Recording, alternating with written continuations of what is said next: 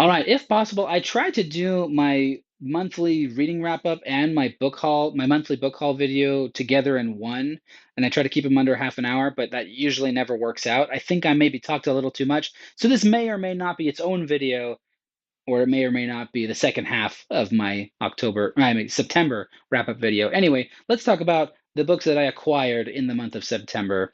First of all, before I get to that, I do want to reassure anybody who was desperately worried. I did find this book. This is one that I got in August, and then I couldn't find it. I talked about it, and it was missing. It fell off my desk. It was like between the desk and the wall, and I finally found it. So I was happy that hadn't lost it somewhere. I was afraid I had left it in a rental car in where did I get this? In Dallas. I was afraid that I had left it in the hotel or the rental car or something like that. So happily, thankfully, it is here.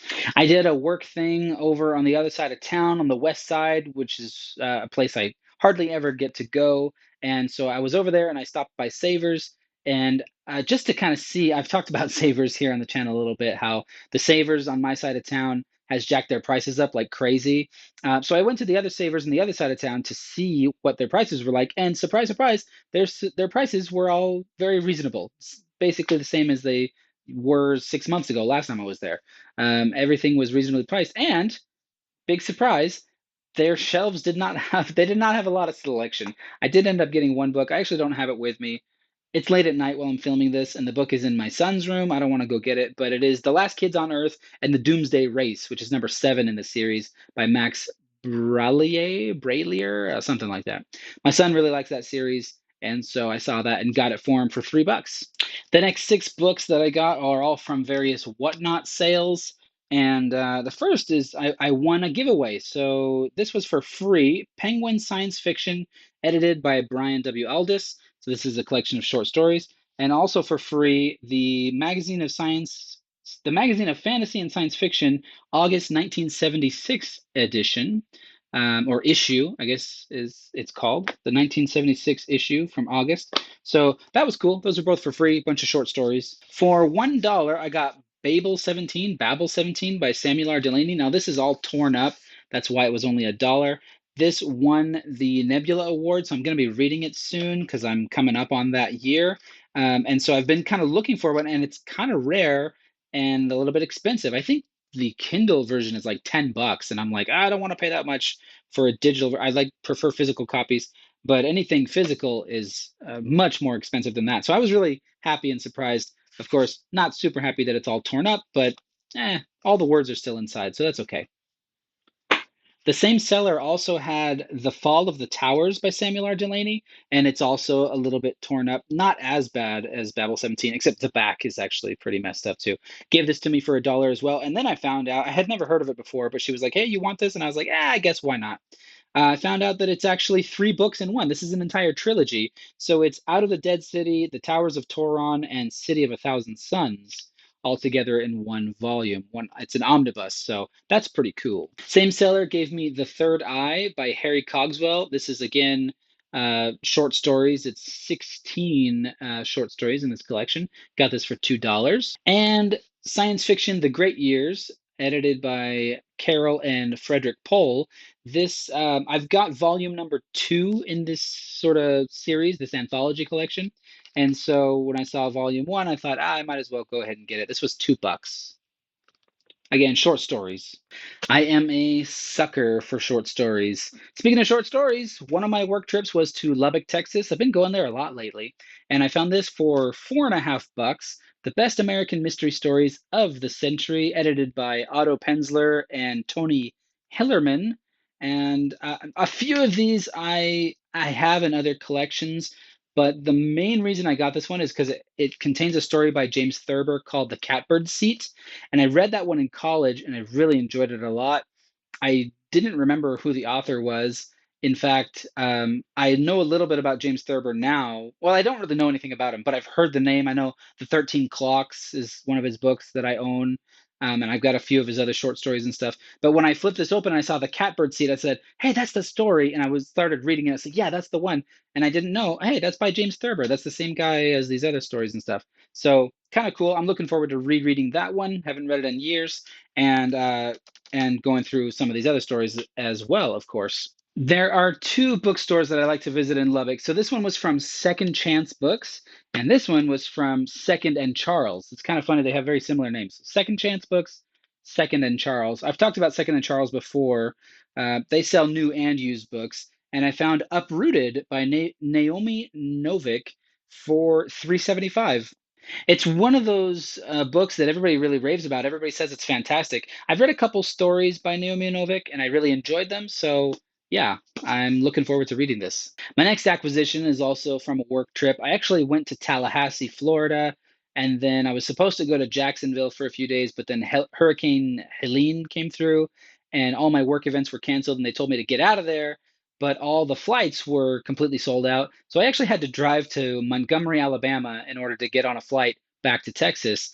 And I went to a bookstore called the New South Bookstore in Montgomery, Alabama. To be honest, everything was more expensive than I typically want to spend. But I did find this one. I have no idea what this is about. It's 17 short stories. I'm sorry, not 17. It's 15 short stories, but it has 17 in the title. It's 17 times as high as the moon by Julia Oliver. Apparently, she's a local author, and again, short stories. I'm a sucker for short stories, and it was 250, which was like much cheaper than most of the other things there. And I thought, yeah, why the heck not? I don't think this is fantasy at all or sci-fi or anything like that, but that's okay. I need to read more other stuff anyway, so yeah, this next big pile of books are all still technically from the same work trip because I flew from Alabama to San Antonio, Texas, and stayed there for a couple of days for a work thing. They have a great store, a great used bookstore. It's a Friends of the Library bookstore, actually, in downtown or near downtown San Antonio. It's called the Bookseller, and pretty much all the hardcovers are $2, and all the soft covers, the paperbacks, are a dollar, unless there's some sort of special situation. So I got a pretty good handful of books, and some of these are really exciting finds. So I found the full Divine Cities trilogy by Robert Jackson Bennett. I this is one of the very first series I ever heard of when I first discovered BookTube, and so I have heard more recently that these like maybe aren't the best thing out there. Some people don't like them very much, but I don't know. They have sort of a special place in my heart, even though I haven't read them, because the very first booktuber I ever discovered really spoke highly about these. So, City of Stairs, City of Blades, and City of Miracles. This is a trilogy, and I got each one of those for a dollar. Very cool. This one I was really excited about. This is Store of the Worlds, which is a collection of short stories by Robert Sheckley. I've read two Robert Sheckley short stories, and I have a handful of others in different anthologies. The two that I've read were really fantastic, really just hit it out of the park, really fantastic. I just said that. Awesome, great short stories. And so I'm really looking forward to reading more from him. Got that for a dollar as well. The Fated Sky by Mary Robinette Kowal. This is book number 2 in the Lady Astronaut series. I have the first one, The Calculating Stars. It won a bunch of awards. And so I got this for a dollar, and I look forward to reading it as well. Again, for a dollar, The Merry Adventures of Robin Hood by Howard Pyle. There's lots of different stories and different versions of Robin Hood, and so I wanted to find like the real one, so to speak. And I found out, I did some Googling. I found out apparently he's a figure from folklore mythology, which I kind of knew. And this guy Howard Pyle, he's the guy that took a lot of those legends and compiled them into one cohesive narrative. And so he's sort of like not the original, but like the first modern version that most other Robin Hood stories are kind of based off of. I think this is from the mid 1800s or something along those lines. And so, yeah, I think I found the one I was looking for, and I look forward to reading it. Next up, this was actually in a bin because I think somebody donated like a whole classroom set. I got this for 50 cents. It is The Catcher in the Rye, which is a classic that I have never read, and it's in brand new condition. It's literally like new, and just really fantastic. So I had this copy before, but it is really pretty beat up and gross, and it's like it's just whatever. And so I thought, yeah, for 50 cents, I'll replace my old copy. The next is basically the same situation. This was in a bin that somebody donated like a bunch of copies. Again, in like new condition. This one was only 10 cents. It's Freak the Mighty by Rodman Philbrick. and so I got this to replace my old copy. It's hardcover, but it's like really torn up, right? This is like an old library book or something like that. I find it very interesting that the artwork is mirrored. It's reversed on these two different books. It's kind of strange, but anyway, I've seen the movie years ago. I watched a movie. I think the movie was just called Freak or something like that. It's like this small kid who uses crutches. He can't walk very well, but he's really smart. And there's this large kid who's not very intelligent, but physically he's just like a monster kind of thing. And they're both kind of outcasts, and they team up.